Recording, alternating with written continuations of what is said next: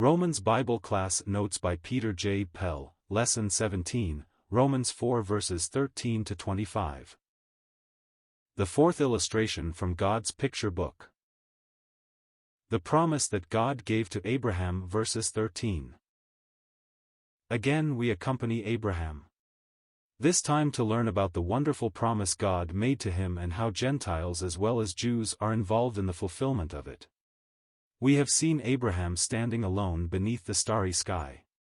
Then he stood childless and without a possession in the world, and God tells him he is the heir of the universe.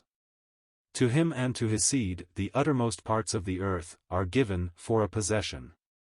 Now that seemed impossible for Abraham was not only childless but all prospect of having children in his home had vanished long since. But God said so, and that was enough for Abraham. He believed God. The first lesson that Paul would have us learn through this experience of Abraham is that the promise of God is not dependent upon the obedience of the law. Verses 14, 15.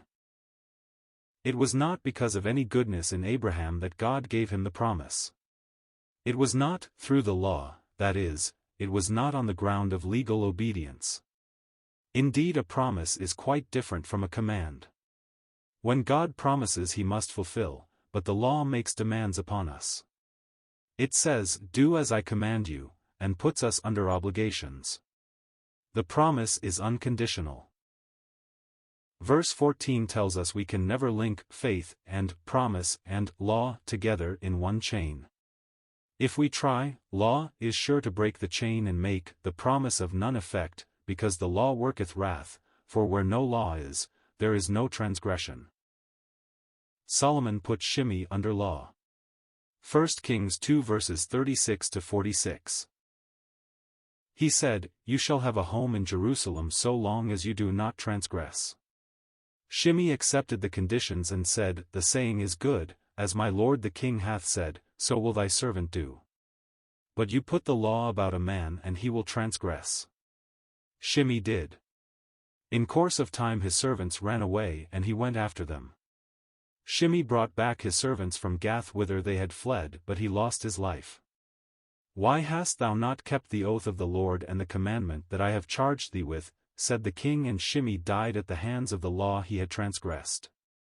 If they which are of the law be heirs, all is lost, but if faith, promise, and law cannot be linked together, faith, grace, and assurance can. They form a line that can never be broken and that reaches out to whosoever will lay hold of it. God gave the promise on the principle of faith, that it might be by grace and that it might be sure to all the seed of Abraham. The inheritance will surely be possessed by all of Abraham's spiritual seed, because when God promised it, it was an unconditional promise. Let us think of Abraham's seed for a moment. That seed is divided into three groups, and Abraham is the father of them all. There are those who will live up in heaven forever. There are those who will inherit the Holy Land and possess forever the land of their fathers Abraham, Isaac, and Jacob. Then there is a third group, the rest of the nations. All the nations of the earth. When God made the promise to Abraham, he had in view this grand and glorious scene of blessing. The promise was made by the God of resurrection, verses 17.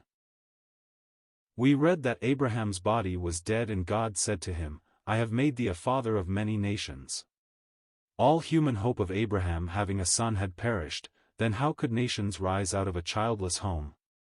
This was no difficulty with Abraham. He believed God, who quickeneth the dead and calleth those things which be not as though they were. How could the promise fail when he who promised was such a God?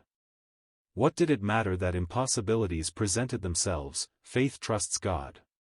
Abraham did not as yet have a son, but he had the God who promised, and that was enough. His faith was in the omnipotent eternal God. Questions. 1. What is God's picture book? 2. Why is it that faith, promise, and law cannot be linked together? 3. What three things form a line that can never be broken? 4. Does the expression, seed of Abraham, refer only to the nation of Israel?